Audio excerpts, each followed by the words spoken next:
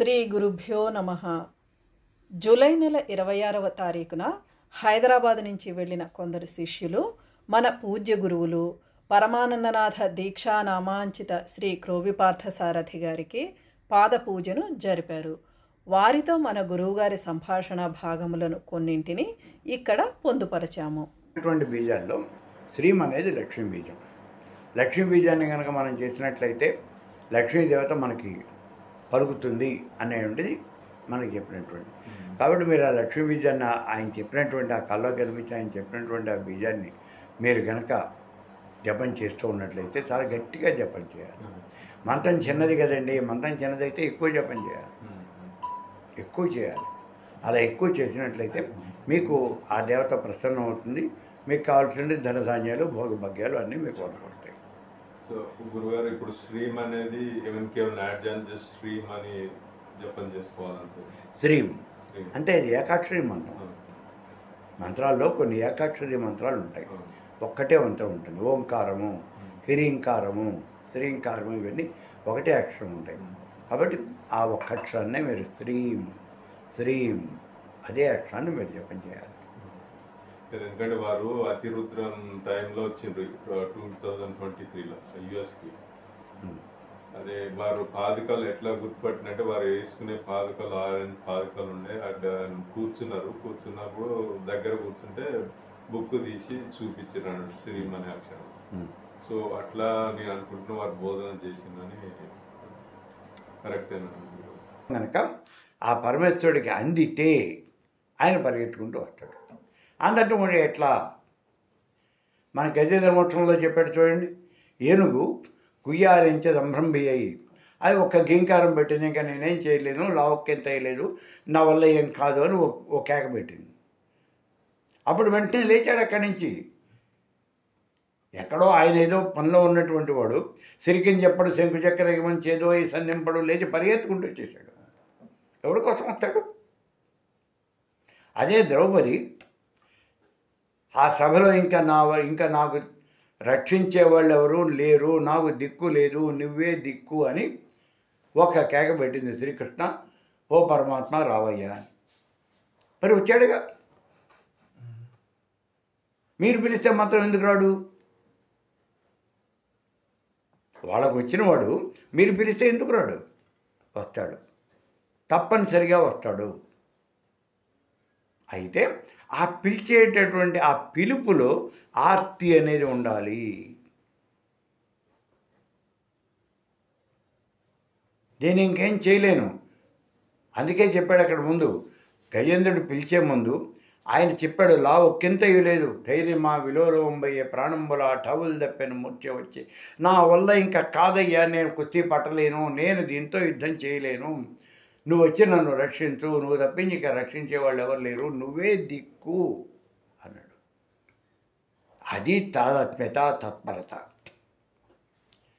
ఇంకా నువ్వే నన్ను నీట ముంచినా పాలు ముంచినా భారం నీదే, నువ్వే వచ్చి నన్ను రక్షించాల్సింది, నువ్వు ఏం చేస్తావో నీ ఇష్టం అని నమస్కారం పెట్టాడు. పూర్తిగా సరెండర్ అయిపోయాడు. నువ్వు ఎప్పుడైతే పూర్తిగా సరెండర్ అయిపోయావో అప్పుడు పరిగెత్తుకుంటూ వస్తాడు. ఎందుకంటే ఆయన భక్తుల్ని ఎప్పుడూ కూడా దూరం చేసుకోడు భగవంతుడు, ఎప్పుడూ దూరం చేసుకోడు. పరిగెత్తుకుంటూ వస్తాడు. వచ్చాడు పరిగెత్తుకుంటూ, వాళ్ళ కోరికలు తీర్చాడు. మరి వాళ్ళ కోరికలు తీర్చిన వాడు నువ్వు పిలిస్తే ఎందుకు రాడయ్యా? అయితే ఒక్క మాట ఏమంటే, వాళ్ళకి మళ్ళీ మనం కూడా అలాగే పిలవాలి. భగవంతుడు తప్పనిసరిగా పలుకుతాడు, నీ కోరిక తప్పనిసరిగా తీరుస్తాడు. తీర్చకపోవటం అనేది ఎప్పుడూ లేదు. మన అప్రోచ్లో తేడా ఉంది. సింపుల్గా చూడండి, చాలామంది ఇంట్లో, మాకు ఇంట్లో ఒక ఆపరేషన్ లేదు సార్, నా భార్య నేను చెప్తే వినదు సార్, నేను ఎడ్డం అంటే ఆవిడ తెడ్డం ఉంటుంది సార్, ఇలాంటి మాటలు ఎక్కువ వింటూ ఉంటాం మనం సామాన్యంగా. ఇక్కడ ప్రాబ్లం ఏమంటే, మనం చేసినటువంటి పని మనకి నచ్చదు, మనకే నచ్చదు. మనం ఏదైనా ఒక పని చేస్తే ఆ పని మనకే నచ్చదు. ఒక పని చేసేసిన తర్వాత మళ్ళీ వెనక్కి చూసుకుంటే ఇలా కాదు, ఈ రకంగా చేస్తే అసలు తిరుగు లేకుండా ఉండేది అని మనమే అనుకుంటాం మళ్ళీ. అండ్ మనం చేసినటువంటి పని మనకే నచ్చినప్పుడు ఇతరులు చేసినటువంటి పనులు మనకి ఎట్లా నచ్చుతాయి?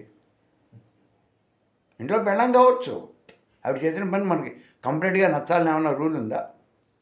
అలాగే మనం చేసిన పని ఆవిడకి నచ్చాలని రూల్ ఉందా?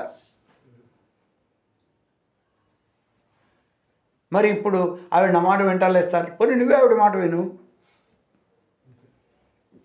సంసారం ఉన్న తర్వాత ఎవరో ఒకళ్ళు ఇంకోళ్ళ మాట వినాలి కదా, ఇద్దరు చదువుకోవాలిగా, మరి చదువుకో.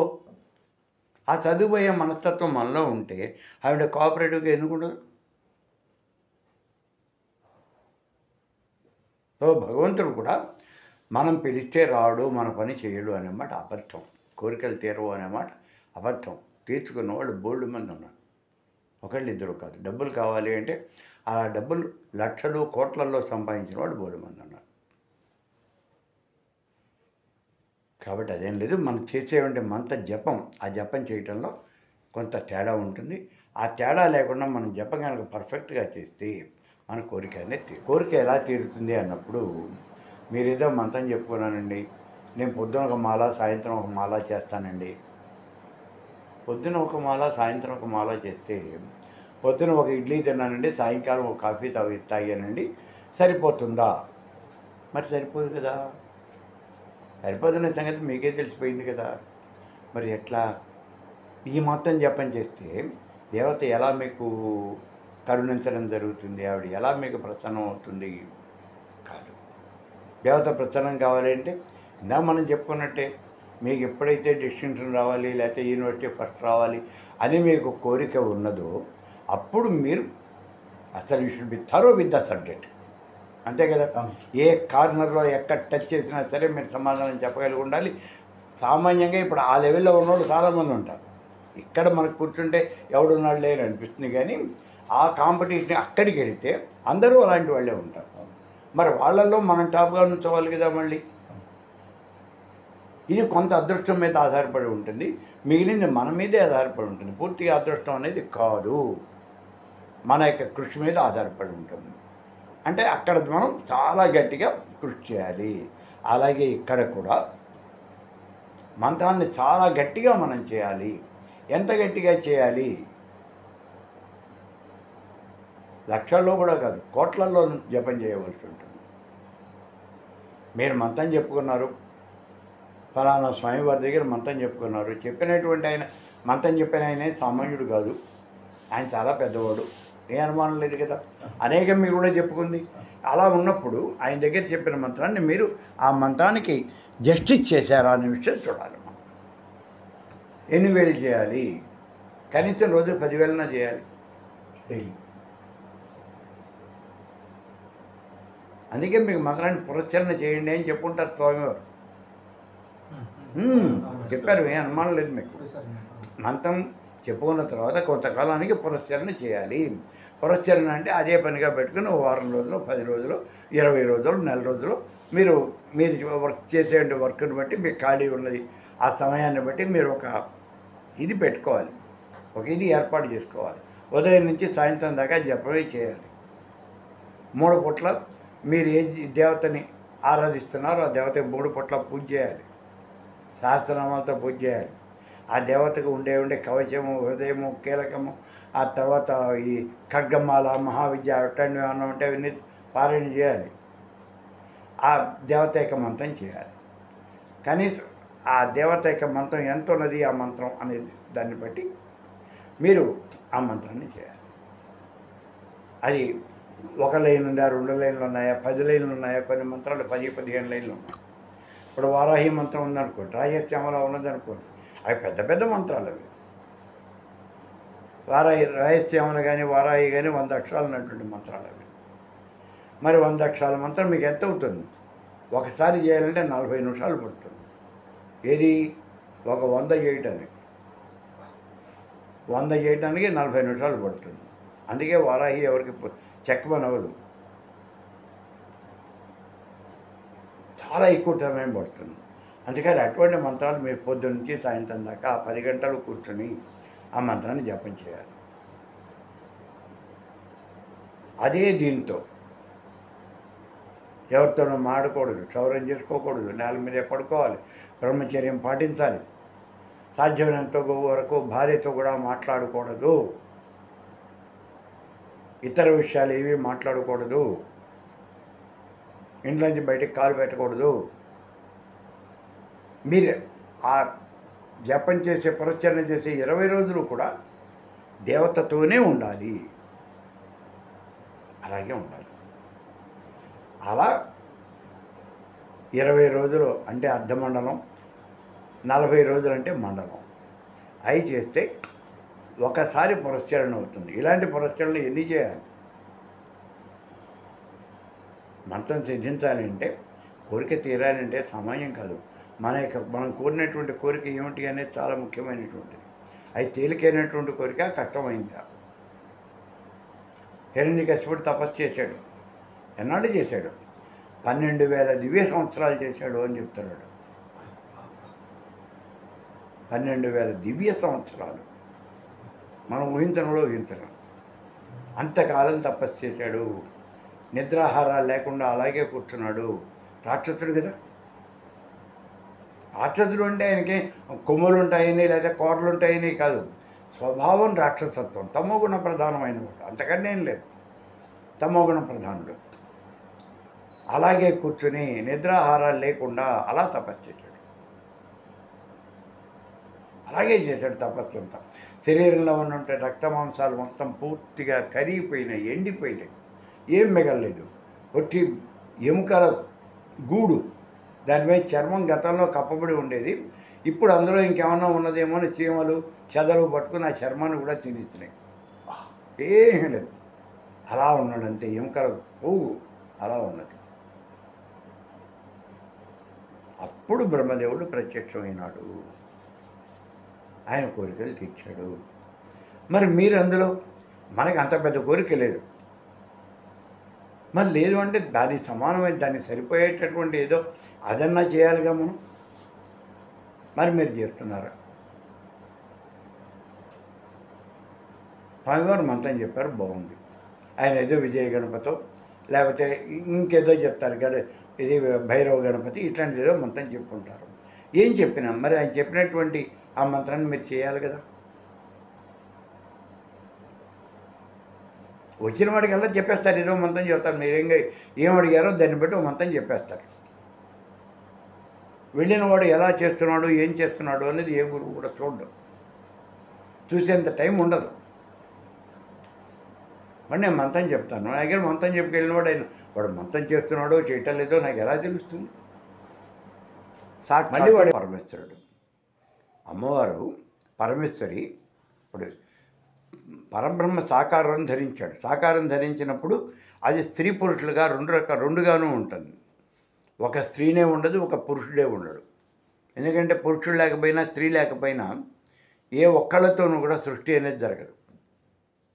అందుకని స్త్రీ పురుషులు ఇద్దరు ఉంటేనే అసలు మనకి పరబ్రహ్మ స్వరూపము అనేది. మీరు చూసినటువంటి సినిమాల్లో కూడా మీకు చూపించుంటారు, చూడండి, చూపించారు.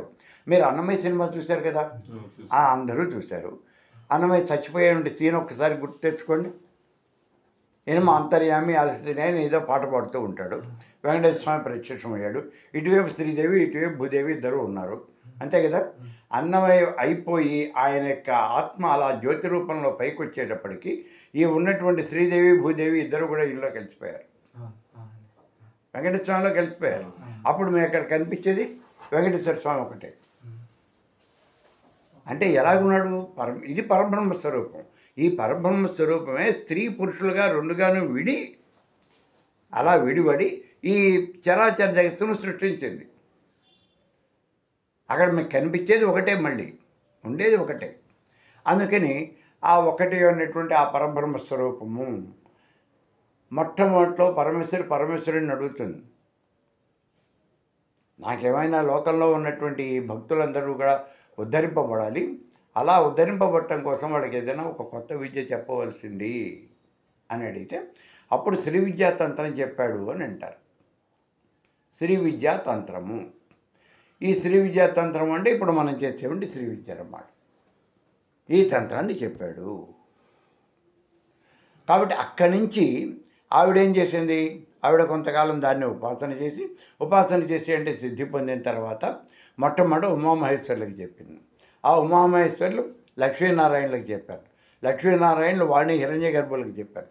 ఈ వాణి హిరణ్య గర్భులు పోయి ఇంద్రాది దేవతలకు అందరికీ చెప్పారు. ఈ రకంగా దేవలోకం అంతా కూడా శ్రీ విద్యను ఉపాసించింది. అయిపోయింది. ఇప్పుడు దేవతలు ఏం చేశారు, వాళ్ళు సిద్ధులకి చెప్పారు. సనక సందన సనత్కుమార వీళ్ళంతా సిద్ధులు ఉన్నారు కదా, ఇలాంటి వాళ్ళు సిద్ధులు, అంతేగాని నలుగురే సిద్ధులు కాదు. ఇలాంటి వాళ్ళు చాలామంది ఉన్నారు సిద్ధులు. ఆ సిద్ధులకి చెప్పారు. ఆ సిద్ధులు ఇది సిద్ధౌఘం, ఇందాకనే దివ్యౌఘం, ఇది సిద్ధౌఘం. ఈ సిద్ధులంతా ఈ మంత్రాన్ని జపం చేసి సిద్ధి పొంది వాళ్ళు మానవులకు చెప్పారు. మానవులకు చెప్పడం అంటే భూలోకంలో ఉన్నటువంటి వాళ్ళు ఎవరు, మొట్టమొదటి మానవుల్లో శ్రేష్ఠుడైనటువంటి వాడు వశిష్ఠుడు. ఋషీశ్వరులో శ్రేష్ఠుడు వశిష్ఠుడు, పురోహితుల్లో శ్రేష్ఠుడు వశిష్ఠుడు, వేదమంత్రాలు దర్శించినటువంటి వాళ్ళల్లో ఎక్కువ మంత్రాలు దర్శించినటువంటి వాడు వశిష్ఠుడు. అందుకని ఎప్పుడు చెప్పినా మొట్టమొదటి చెప్పేది వశిష్ఠుడి పేరే చెప్తాం, ఇంకెవరి పేరు చెప్పం అసలు. వశిష్ఠుడు, అరుంధతి. ఇప్పుడు ఆ సిద్ధులు మొట్టమొదటిగా వశిష్ఠుడికి చెప్పారు. అంటే వశిష్ఠుడికే చెప్పారా, మిగిలిన వాళ్ళు ఎవరికి చెప్పలేదా, వాళ్ళెవరు శ్రీ విద్యను ఉపాసించలేదా?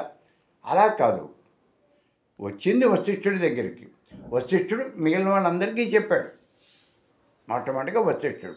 ఆ వశిష్ఠుడి దగ్గర నుంచి పరంపరగా వశిష్ఠుడు కుమారుడైనటువంటి శక్తి నుంచి ఆ తర్వాత పరాశరుడి దగ్గర నుంచి వ్యాసుడి దగ్గర నుంచి శుకుడి దగ్గర నుంచి గౌడపాదుడి దగ్గర నుంచి ఇప్పుడు మనకు ఉన్నటువంటి గోవిందపాదాచార్యుల వారు, ఎవరు, శంకరుడి యొక్క గురువు గారు గోవిందపాదాచార్యుడి దగ్గర నుంచి శంకర భగవత్పాదులు, శంకరుడి దగ్గర నుంచి ఆయన శిష్యులు నలుగురు ఉన్నారు కదా, ఆ నలుగురు శిష్యులు అయిపోయిన తర్వాత వాళ్ళ దగ్గర నుంచి గురు పరంపర దాకా ఇవాళ రోజున మనకి మంత్రం చెప్పినటువంటి ఆ గురువు దాకా ఈ శ్రీ విద్య అనేది అలా వచ్చింది, అలా అందరికీ వచ్చింది. కాబట్టి వీళ్ళందరూ ఏమవుతున్నారు, ఇప్పుడు మన పైన ఎన్ని లక్షల కోట్ల మంది ఉన్నారో మనకు తెలియదు కదా. వీళ్ళందరూ ఏం చేస్తున్నారు, వీళ్ళల్లో ముక్తులైనటువంటి వాళ్ళు పరమేశ్వరుల్లో లీనం అయిపోతారు.